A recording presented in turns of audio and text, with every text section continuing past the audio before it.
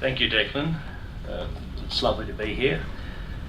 My presentation, do we have a... Thank you. As you can see, I'm speaking to you today about non-government reporting to the Committee on the Rights of the Child. But of course, government reports to the committee as well. So I guess I would just like to check in, firstly, where we're from. Firstly, young people, children. Are there any children here today? Hello, welcome. Folks from the non-government sector. Cool. Hello. Folks from government. Excellent. Well, we've got a really good mix, and welcome in particular to the children and young people here today. It's a timely event, thank you very much, Andrew. As it turns out, and as we'll see, I'll be talking a lot about process, dates, quite boring things, but they're important to know how the reporting takes place and where we are in the cycle. Specifically, the Commonwealth Government's report to the committee is due in January 2018. Now, for those of us in government, that means we have roughly 7 months to contribute. And of course, the point has been made now by both Tony and Sarah that government is the duty holder in this process. And so I'd like to suggest that each of you have a duty when you go back to your departments, whether it be a Commonwealth department or a state government department, to provide input and guidance to your department on the importance of contributing meaningfully to this process. Equally, those of us who are here from the non-government sector, the non-government report is due to have its first draft created in June 2018. So we have a slightly longer period, but then of course those of us in non-government organisations are less well resourced, so we need that longer time. Again, we have a duty, often as independent advocates, the people who can say that which government sometimes cannot say. And so I'd like you to all think about this reporting process and the duty you have when you return to your non-government organisation to let the executive team know, to let your colleagues know of the importance of contributing to the non-government report and of the fact that this contribution needs to take place within the next 12 months.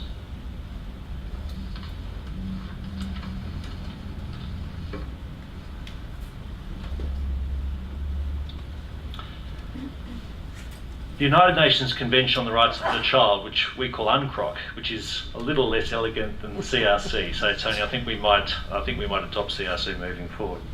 Is the preeminent international agreement on children's rights. UNCROC sets out the civil, political, economic, social and cultural rights of children and defines universal principles and norms. And if anyone's in any doubt about the nature of those different types of rights, political, economic, civil, social and cultural, then I'd be happy to take questions later. Essentially, they reflect the language of 2 earlier human rights conventions, the International Convention on Civil and Political Rights and the International Convention on Economic, Social and Cultural Rights that apply to everyone. UNCROC was opened for signature in 1989 and came into force on 2 September 1990. As Tony's indicated, it's the most widely ratified international human rights instrument, with only America not having ratified it, Somalia having ratified it in recent years. Australia signed UNCROC on 22 August 1990 and ratified it on 17 December 1990, bringing it into effect as regards Australia. So we've had 27 years roughly of the United Nations Convention. And of course, Tony indicated that we had a 25-year anniversary recently, and the Child Rights Task Force, led ably by UNICEF in this case, produced a marvellous report that I can suggest you look at on the UNICEF website, looking at 25 years of the Convention and Australia's implementation of it.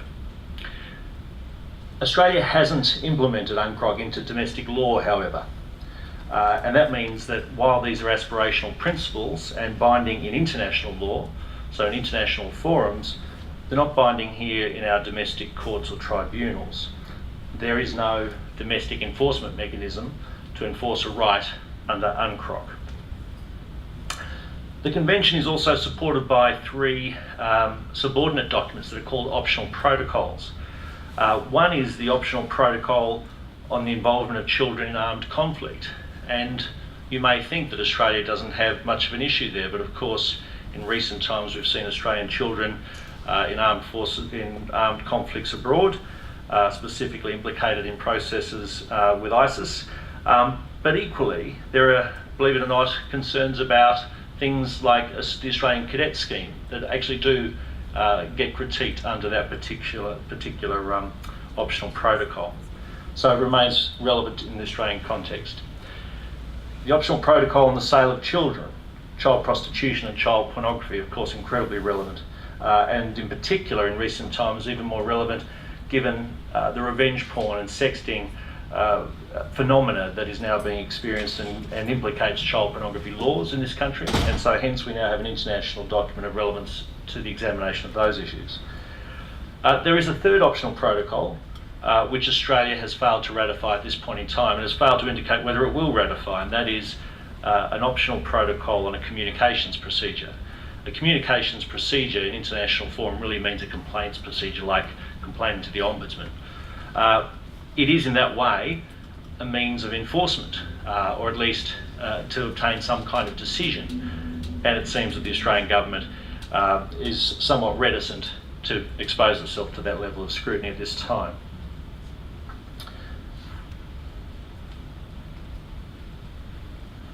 Now, UNCROC is monitored by the UN Committee on the Rights of the Child. The committee is a body of 18 independent experts. These experts are submitted by member states and voted upon democratically. Remarkably, the work of these experts is incredibly complex, as they are required to meet throughout the year periodically and to monitor the performance of 195 signatories to the Convention. These 18 quite remarkable individuals do this work unpaid. It's quite extraordinary.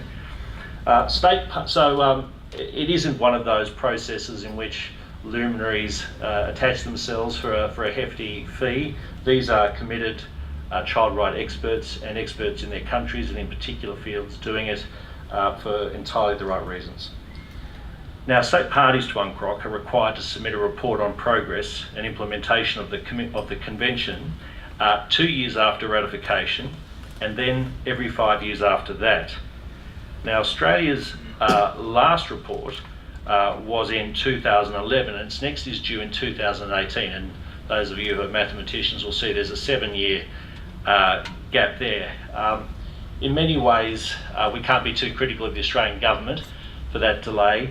The United Nations, too, does not support the work of the committee adequately or with the resources needed to do this work, and so part of that delay is as much about the committee's workload and resourcing as it is about any dilatoriness on the part of the Commonwealth.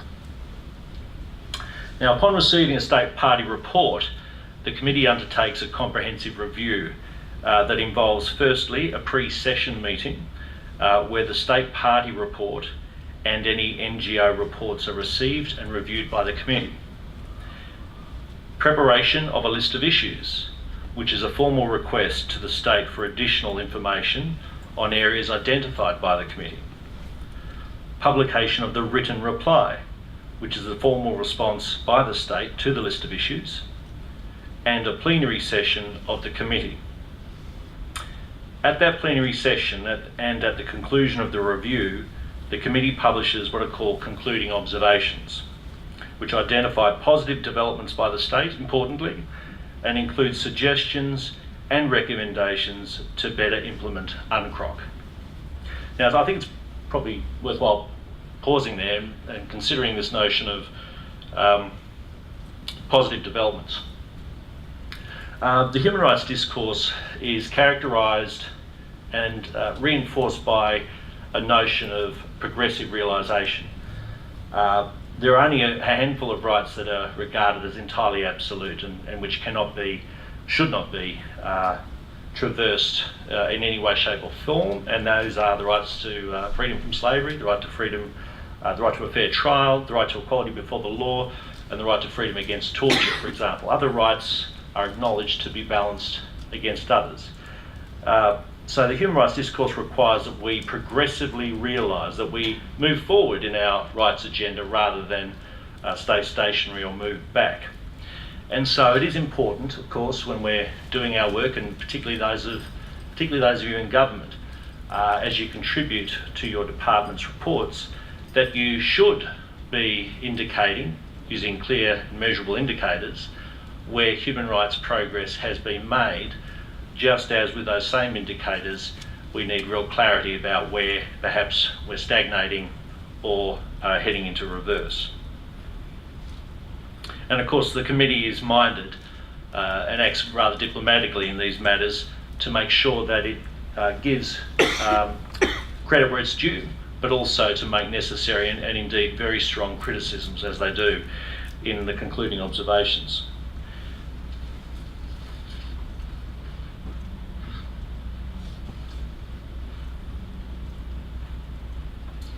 Now, under Article 45A of the Convention, paragraphs in conventions are called articles. Non-governmental organisations are invited to play a role in monitoring implementation of UNCROC in their particular state. And believe it or not, that's the only express provision for NGO involvement in any of the human rights instruments. So those of you who represent NGOs here today, you are expressly encouraged by the international community to take part in this process. And building on Sarah's observations, you're expressly encouraged in your work in this process, in contributing to the non-government report, to engage with children and young people, to participate with them, to consult with them, to collaborate with them, and indeed, to the extent that you are involved with any child-led organisations, to work alongside those child-led projects and programs. Now, the NGO report or shadow reports are generally submitted to the UN Committee on the Rights of the Child following the submission of the State Party report, and directly engage with and comment on that report. Now, Child Rights Connect, which is a Geneva-based body, formerly the NGO Group for the Convention on the Rights of the Child, has published a guide for non-governmental organisations reporting to the committee.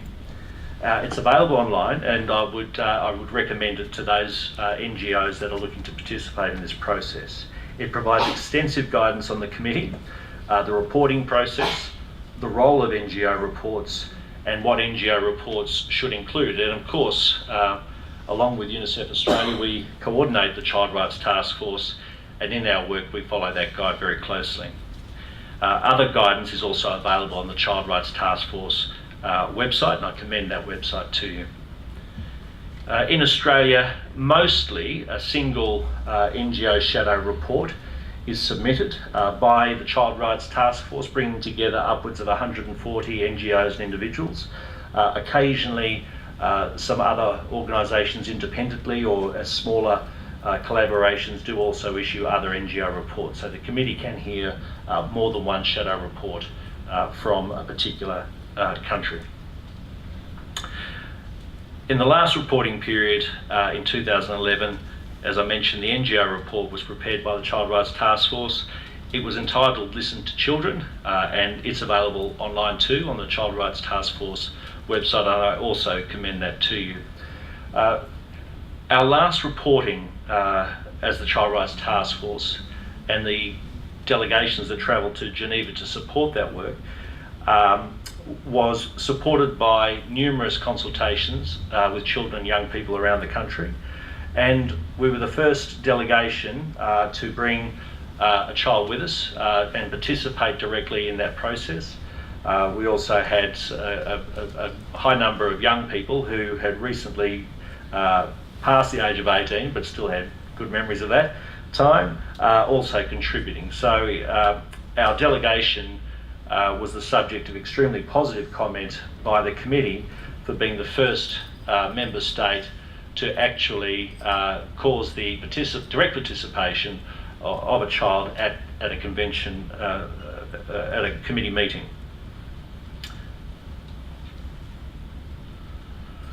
How do you get involved? Well, we know that you've got 7 months if you're a government department, you've got closer to a year if you're an NGO.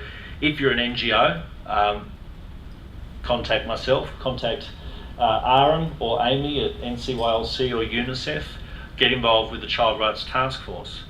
If you're a member of a government department, have the conversation with your colleagues, with your executive, with your managers, please. The Child Rights Task Force is planning to have our report prepared by June 2018, and of course that will respond to the report prepared by the Commonwealth on 15 January 2018, we hope. On these planned timeframes, our final report, the NGO report, will be finalised towards the end of 2018.